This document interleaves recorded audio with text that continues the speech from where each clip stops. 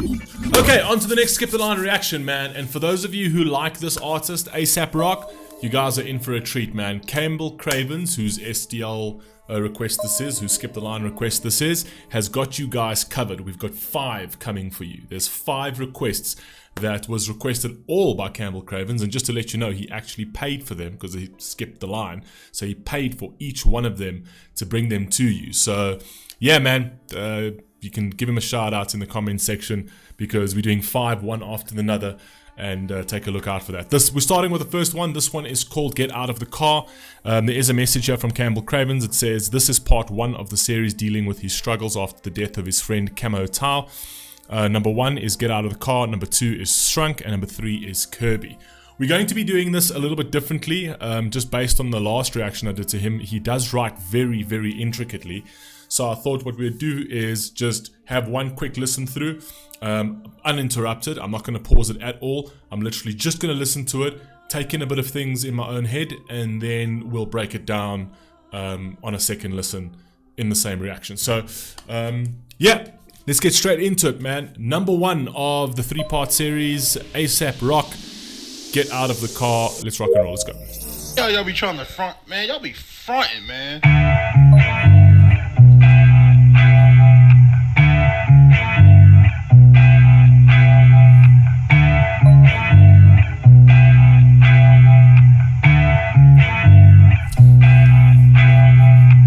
Been a bit since Mood died.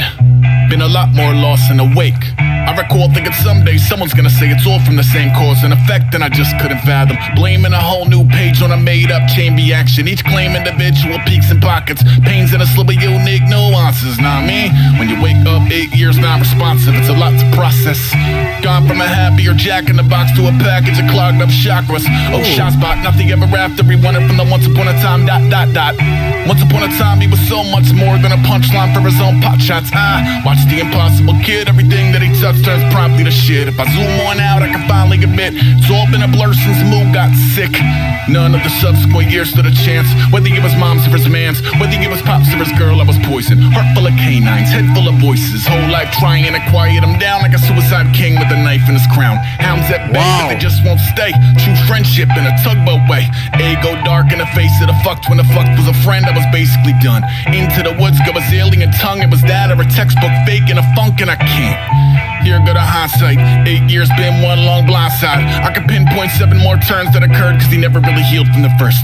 Oh, what a world, and he hack is a myth, and he dap is a joke, and he map is a trick, and he graph is a hoax. Ease on down, I'm burning up, I'm bleeding out. Knowing ain't half the battle, that's a bullshit quip written by some asshole. You can own what you are, still sit around stoned in your car, not doing shit, halfway to nil, cranky and waiting for a boss key and hat full of bills.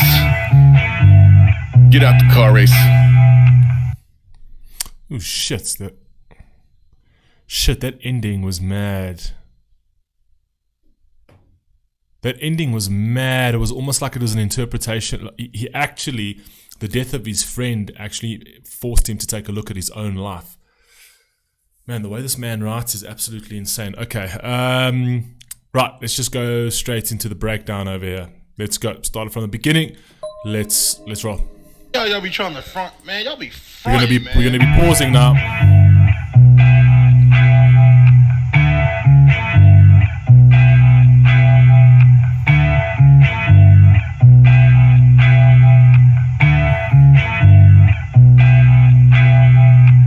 Been a bit since Mood died. Been a lot more lost and awake. I recall thinking someday someone's gonna say it's all from the same cause and effect, and I just couldn't fathom. Blaming a whole new page on a made-up chain reaction. So I love what he said over there, where someone is eventually going to say it's from the same cause and effect. So it's basically that he's saying that someone's going to come along and say that this is kind of what happens to everybody. And what he's trying to say over there is that I can't fathom the fact that we're going to literally place the same sort of logic on one person's individual life, which is very, very different and has its own intricacies and its own pains in its own way, and blame it kind of like a systemic thing. So let's say his life was just in a terrible situation. It's based on the environment. What do you expect? He was hanging around with thugs, or he was doing all of those things that were eventually going to get him to this point and stuff like that. So what he's basically saying over there is like, well, I'm not gonna accept the fact that we generalize on this individual because I actually knew this individual. Right? It wasn't as easy as sort of placing an umbrella sort of blame on him, like you would do to everybody else. Well, that's just the way it is, right? That's just the way it is, from the hood, from the this, whatever else, right? Everyone's sort of looking at it from like a bird's eye view. When I was looking at it from a magnifying glass, I was intricately looking at his life and realized that there were so many things that couldn't be resolved for one or other reason. So we can't blame it on the same chain, or on the same cause and effect, right? That same made-up chain. I actually really like the way he said that. From the same cause and effect, and I just couldn't fathom. Blaming a whole new page on a made-up chain reaction. Each claim individual peaks in pockets. That's where that's what I was basically saying. Each chain and individual peaks in pockets. Right? So everybody is like, so you're going to peak differently to somebody else is going to peak based on your environment, based on your indoctrination, based on your family, based on your financial status, based on your ability, based on your talents, based on your merits, right? Everyone's going to peak in different pockets, essentially. We're not all the same. We can't look at somebody and be like, well, he's successful, then he should be successful. If he does this, he should be able to do that. That's basically what he's trying to say. Blaming a whole new page on a made-up chain reaction. Each claim individual peaks in pockets. Pains in a slew of unique nuances.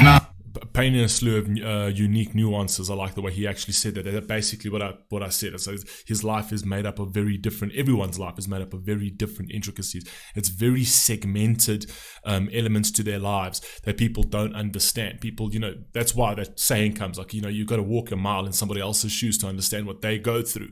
And he's basically saying that, all of these things are very nuanced, right? It's not just something that you can look from a distance and be like, yeah, he's just a fuck up, right? And it's like, if he had just done this, he wouldn't be a fuck up. You don't really know the intricacies of his life. You don't know what he went through, right? So the pains and a slew of very unique nuances that you don't quite understand. When you wake up 8 years non-responsive, it's a lot to process. Now, there I'm not entirely sure if he's referring to the fact that he was actually in a medical coma, or he was actually just he was in a coma, but he was lucidly comatose, right? And that's basically alluding to the fact that 8 years of this person's life where he just didn't know where he was. Right, he might as well have been in a coma because he couldn't introspect on himself. He couldn't see the brighter side to life.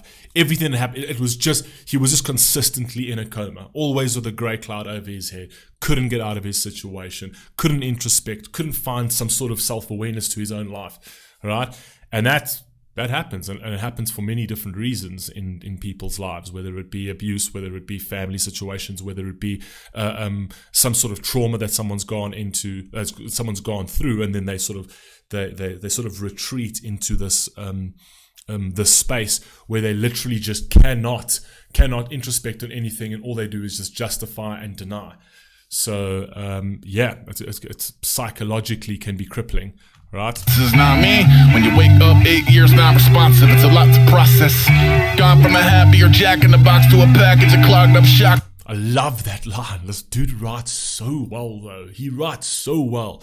Gone from a happier jack in the box to a package of clogged up shruckers. He's flipping that line around, because you would actually be happier, right?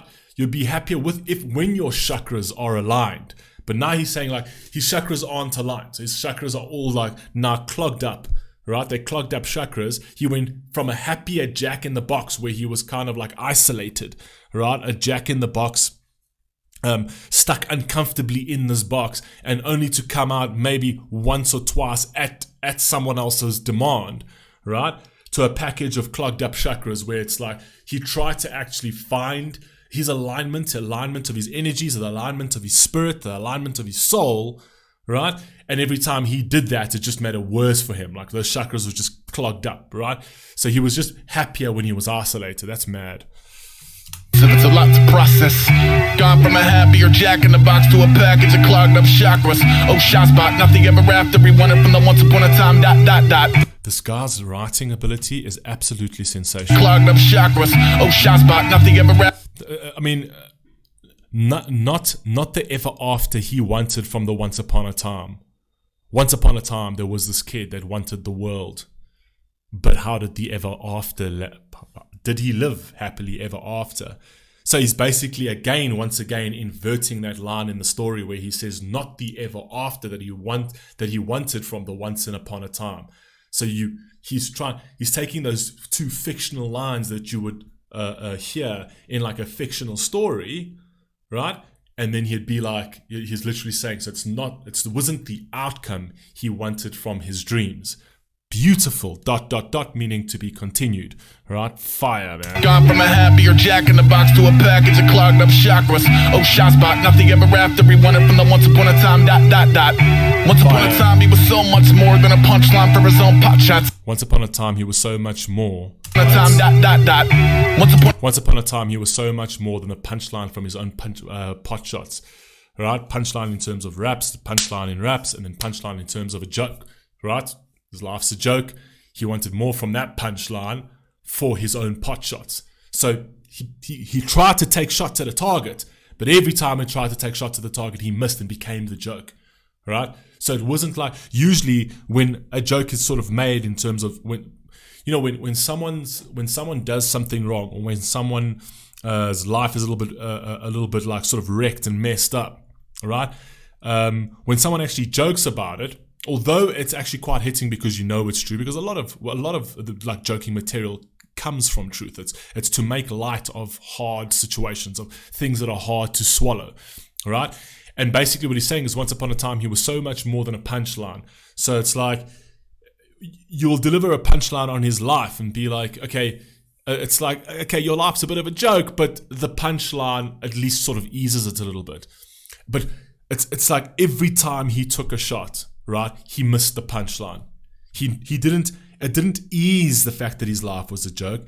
It just made it worse, right? That's fire, because he kept missing the target. Fire. Oh, shot spot, nothing ever after. Rewind it from the once upon a time, ... Once upon a time, he was so much more than a punchline for his own pot shots. Watch the Impossible Kid, everything that he touched turns promptly to shit. I watch the Impossible Kid, everything he touched turns promptly to shit show, man. If I zoom on out, I can finally admit it's all been a blur since Moo got sick. You see what I say? I like the way, that's what I was talking to you about in the beginning, where he says, you looking at this from like a bird's eye view, you're looking at this, it's almost topographical. It's like you can see the entirety of his life, but you're not zoomed in. I was zoomed in, but when I zoom out, what does he say over here? Shit, if I zoom on out. So he says, if I zoom on out, I can finally admit it's all been a blur since Mo got sick, right? So it's like, that's where he sort of confirms the fact that he was intricately involved in his life. He was zoomed into this person's life. And only when he zooms out does he realize, whoa, this is always a blur, right? Because that's what happens. It's like when you focused in on something, the whole world happens around you. And then when you zoom out, you realize that your own life has now been affected by this, because so much has passed you by because you were too intricately involved with somebody else's life, right? Fire. Now I can finally admit it's all been a blur since Moo got sick. None of the subsequent years stood a chance. Whether he was mom's or his man's, whether he was pops or his girl, I was poison. Heartful. That's sad to hear, man. Like, none of the subsequent years stood a chance, whether you were his mom's or his man's, meaning his friends. Years stood a chance. Whether he was mom's or his man's, whether he was pops or his girl. Where you were pops or his girl, and then girl, I was poison. Heart full of canines, head full of voices. So he says, I was poisoned. So even I was like his closest friend. I was the person who was trying to help him. He couldn't see that. He was so in denial, right, that he couldn't see. And that's what actually happens to people that go through these kind of situations. Your best friends, you will not take the advice because you think you know better. And it's like, it hurts you to see someone go down that road. It doesn't matter, man. Even if I was trying to help you, it was just, there was no ways he was going to listen to you. It was just the mindset. He had the wrong mindset. Heart full of canines, head full of voices. Fucking crazy, man. His whole life trying to quiet him down like a suicide king with a knife in his crown. Whole life, I love this line. The way he writes is just fucking crazy. Canines, head full of voices, whole life trying to... So, that line there, the heart full of canines, is actually very clever, because if you think of your actual canines, it's like sharp, right? So it's like the sharpest teeth you have. So the heart full of canines, which just tore his heart apart because they are the sharpest teeth he had, right? So they were like daggers in his own heart. Whole life trying to quiet him down, right? To try and just calm him down like a suicide king with a knife in his crown. Fire, man. It's so well written. So well written. Like, you knew he was going to get to that point. It's like you're trying to quiet him down, but like a suicide king, like he ruled over his life. He was above everyone, right? You were just the jester in his life. He was above everyone. But you as the jester, and being the more aware, say, yes, I understand that you're a king and I understand that you feel like a king, right? But it's like, this is eventually going to end you. It's going to end your reign. You're going to fall off your throne because you've got a knife in your crown and everyone else can see it, but you can't. Right? Fire. Very, very, very, very, very well written. Very, very well written. And the idea of actually placing him that, firstly, is giving him a lot of credence and a lot of respect to do like a suicide king with a knife in his crown, right? So he's elevating him there, right? He's saying he was something actually that was more than me, but that status, that ego, that king ego, was bound to be something that was going to take him down. Was bound to be detrimental to his own life. Like a suicide king. Fire. Quiet him down like a suicide king with a knife in his crown. Hounds at bay, but they just won't stay. True friendship in a... Hounds at bay, but they just won't stay. Like a suicide king with a knife in his crown. Hounds at bay, but they just won't stay. True friendship in a tugboat way. I love that. True friendship in a tugboat way. So it's basically saying that I was the tugboat, man. And again, tugboats are usually used to carry or to displace or to move bigger ships. Again, he's putting him on this. He's putting him as a person in greater standing. Right? So it says he was bigger than life. He was bigger than me, right? But I was a true friend in a tugboat way. I was a tugboat who tried to consistently dislodge him out of problems, but there were just too many problems all of the time. He would get stuck there. I'd come like a tugboat and I'd pull him out of there. And he gets tugboat and then you get stuck there. It was like he was almost too big for life and I was too small to assist, right? But I was always there to assist. Tugboat way, fire, very knife in his crown. Hounds at bay, but they just won't stay. True friendship in a tugboat way. Fire. Ego dark in the face of the fucked when the fucked was a friend. That was basically very, very clever. Ego dark in the face of the fucked when the fucked was a friend. That was basically done. Fire. Fire. The way he writes is so brilliant. Okay, so ego dark in the face of the fucked. Right? So it goes dark in the face of the fucked. So when you're fucked, you're fucked. When the fucked was a friend. Right? So he's saying like it goes dark for the fucked, but the fucked was the friend. The fucked was my friend. Right? That was basically done. That you just knew, okay, I knew he was done. You know? And it almost seems like it's just a term, oh fuck, I'm fucked. Right? Yes, but that fucked was the friend that I knew was basically done. Just the way he flips the words around there is so clever, man. That wordplay is brilliant. done. Into the woods go a alien tongue. It was that or a textbook fake and a funk and a... Now, I don't know if he actually was a rapper himself, his friend. It might have been. Into the woods goes an alien tongue, like an alien tongue in terms of the factors, like he was otherworldly, right? So there, over here, he's almost giving credence to his talents. And it's like, geez, he was very brilliant. It was that or the textbook fake and the funk and I can't, right? So I'm not entirely sure if it was just that he was an academic. It was that or a textbook fake and a funk. Or a textbook fake, or I'm not entirely sure if he's alluding to the fact that he was actually just brilliant, like an alien tongue that was brilliant, or if all of that was just a textbook fake. So when you actually refer to something as being textbook, right, you refer to it as being, that's the standard, that's the norm, textbook, right? cannot be refuted, cannot be disputed. So he's saying maybe he was actually a textbook fake, maybe Into the Woods. I like the fact that he's playing with woods and textbook as well, meaning paper and paper as well, which then alludes to lyrics as well, and then also being lost in the woods, right? As aliens, like where UFOs would crash in the woods as well, and then with his alien tongue, I'm not entirely sure if he's just alluding to his talents in the lyrical sense, or if he was just, I think that's basically what he's trying to say. He's basically trying to say that Into the Woods with his alien tongue, right? So he was lost in the woods with his brilliant talents. It was that, or he was a textbook fake. So he was actually what I thought was like standardized brilliance or standardized talents. But it actually didn't exist. I'm not entirely sure. I got to think about that line a little bit more. Here go to hindsight. 8 years been one long blind side. I could pinpoint 7 more turns that occurred because he never really healed from the first. I like that. I like.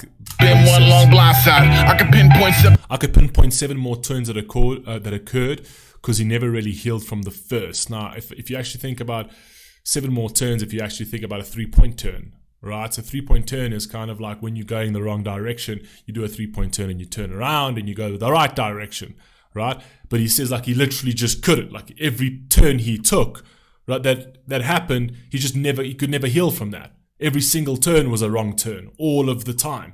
No, it's like he could go the right way, and then if he was going the wrong way, he would try to turn around and sort of go the other way, and that way was wrong too. You just could never heal from all the points, all the turns he took in life.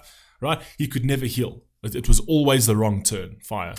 More turns that occurred because he never really healed from the first. Oh, what a world. Any hack is a myth. Any dap is a joke. Any map is a trick. This is a fucking crazy good line. Oh, what a world. What a hack is a myth. Any hack is a myth. So basically saying anything that's easy is a complete fucking myth. If you think you've got a hack to life, there's no such thing. That's fucking, it's a fugazi. Right? So it's basically saying like, if you think that you can take the short route, it's a myth. There's no such thing. There's no fucking hack to life. Any dap is a joke. Dap, I'm not entirely sure what he means by dap. Any map is a trick. So any map that you're given for this life, there really is no map to life, essentially. So that's 100%. If anybody says this is the correct map for your life, in order to put you in the right, or there is a generalized map in terms of like discipline and motivation and responsibility and things like that, which generally work for the population, but you never know. That's in those sort of instances, you don't know what people go through, you don't know what their lives are. So there's no real standardized map for a person to use to navigate their life. So he says, any map is a trick, any graph is a hoax, right? So any graph, so graphing is basically sort of plotting results, right? So any graph of your results is all a hoax. It's all, but it's like, yes, but what are you equating that to? Right? So if you actually look at other people's graphs, if everybody wore their graphs on their heads and it's like, okay, this is what I've achieved, this is what I've achieved, this is what I've achieved, this is what I've achieved, right? And if you go and try and compare yourself to those people, what you may have achieved in certain realms of your life might mean nothing to the other person, right? So your graph might be up here with money and my graph might be down there with money, right? But maybe money doesn't mean that much to me. So does that mean that my success is less than yours? So if my success is more down family and spirituality and things like that, and just living comfortably but not attaining that amount of success monetarily, does that mean just because my graph doesn't match yours that I'm less successful than you, right? How exactly do we see success? How exactly do we equate success? Is it just a monetary thing? So any graph is a hoax at the end of the day, because they will tell you what, like, this is the graph to follow. Yes, but maybe that doesn't make me happy. So if I follow that graph and then I reach at the end a multimillionaire, but I'm still completely depressed, right? Because there are other factors. There are other factors in my graph that mean more to me than that means to you, essentially. So that's basically what he's trying to say to that. Really healed from the first. Oh, what a world. And he hack as a myth, and he dap as a joke, and he map as a trick, and he graph as a hoax. Ease on down, I'm burning up, I'm bleeding out. Knowing ain't half the battle, that's a bullshit quip written by some asshole. Knowing ain't half the battle, that's some bullshit quip written by some asshole, right? So I think introspection is a very important thing. So like knowing that, you know, that you're going down the wrong road, not being in denial is actually very, very useful in someone's life. So that's a bullshit quip. I'm not entirely sure if I agree with that, but that's a bullshit quip. I understand what he's trying to say. But I do definitely think that if you do live life sort of blind to all of your weaknesses, you'll stay in that. You'll perpetually stay in that miserable state. All right. It's also about what you know. It's about sort of being able to look deeply into the mirror and realizing your weaknesses, right? And then from your weaknesses, trying to structure your future with using your strengths, essentially. But I see what he's saying over here. You can own what you are, still sit around stoned in your car, not doing shit. Correct. Okay, that line kind of... I'm an asshole. Okay. You can own what you want. Okay, so that line, this line over here kind of clarifies the last line. You can own what you are and still sit around stoned in your car. Now that's where discipline comes in. Right? Because yes, a lot of people will be like, yeah, I'm a fucking loser, right? And still sit in your car and still do nothing and still stay stoned, right? And do nothing. So that then comes responsibility and discipline. These are very intricate things to actually have all in one sort of life, and to try and sort of hone in and to master that kind of thing, right? Because there's a lot of emotions, a lot of trauma, there's a lot of things to deal with. And then on top of that, in order to get out of that misery, responsibility plays a big part. Discipline plays the biggest part in your life, essentially. It's regardless of how you feel, you need to get up and do what you need to do and tackle your responsibilities, because that's your obligation to yourself and the people around you. Discipline is the most important thing ever. Right? And the problem is that when you're in a bad state, when you are down and out and you feel like a fucking loser, right? You often run by the feeling. And you should run by the discipline. It's like, yes, okay, I'm a fucking loser, but I'm a loser that's going to get up, do my bed, do the fucking dishes, and do some fucking work today. That's the kind of loser I'm going to be today. And if you incrementally do that every single day, you actually rewire your brain to reward positive things, not to reward failures. Every time you can know that you're a loser, but every time you sit in that car and do nothing, all you're doing is rewarding failures, because, okay, well, I don't really feel like doing it. If you run by your feelings, your life will always be a complete fucking disaster.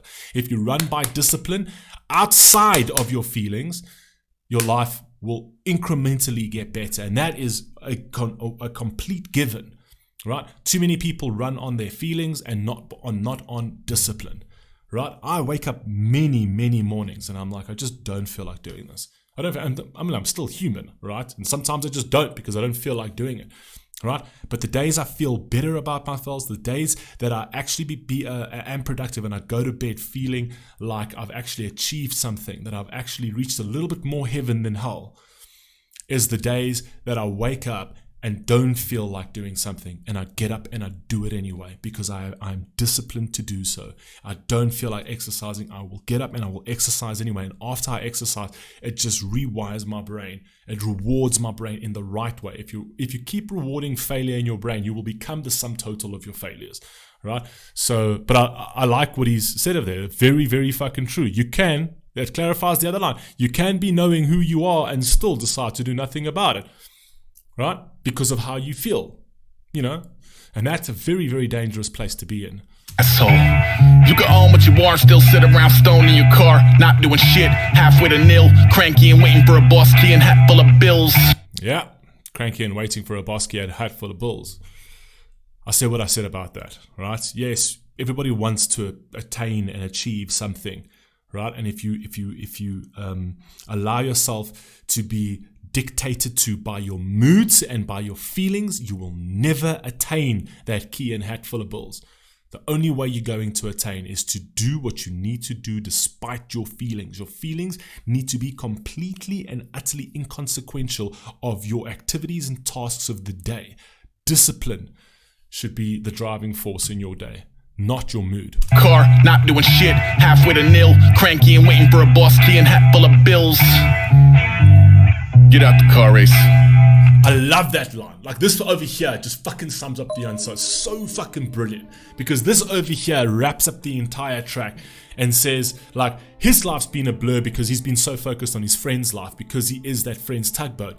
But now he's realized that now that his friend's gone, he was able to introspect and he was able to actually pull himself out of that and take a look at the life that passed him by. And he was basically saying, I'm the guy currently in the car, right? Knowing what I am, but still doing nothing about it. And the death of his friend actually brought him that awareness, that introspective. Is like, you know what? Go fucking live your life and go and do what you have to do. Get up, get out the fucking car. Stop being a fucking bum.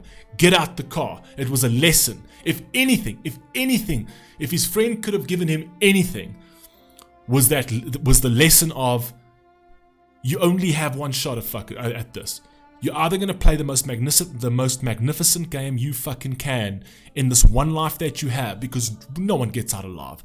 This is a fucking win or lose game. Everyone dies at the end. Are you going to play this as magnificent as possible? Or are you going to sit in the car and not commit to fucking anything?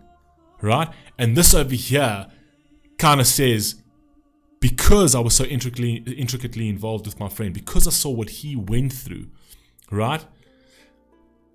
I actually didn't realize that I was kind of in that same position, and my awareness came through my loss, his loss, right? And his losses came my awareness. So he's like, get out the car, Ace. And he's telling himself, right? Wake up. If there's anything that you can learn from this, is you can learn not to be this. You can change this for yourself. Brilliant, man. Brilliant. Brilliant, man. Brilliant. I love the way this man fucking writes, man. I think he's such a sick artist. So sick. Okay, I'm going to drop this one first, and then I'm going to react to the next one, because I want to drop them incrementally. I don't want to drop them like one and then like half an hour again. So I'm going to edit this right now. I'm going to drop it, and then I'm going to record the next one, and then I'm going to drop it. So they're going to drop, between 2-3 hours space of each other. But I'll react, drop, but it's 5 at a time, and it will all be done today. Anyway, I'll catch you in the next one. Love you all. Peace, stay healthy. I'll catch you in the next one. Peace.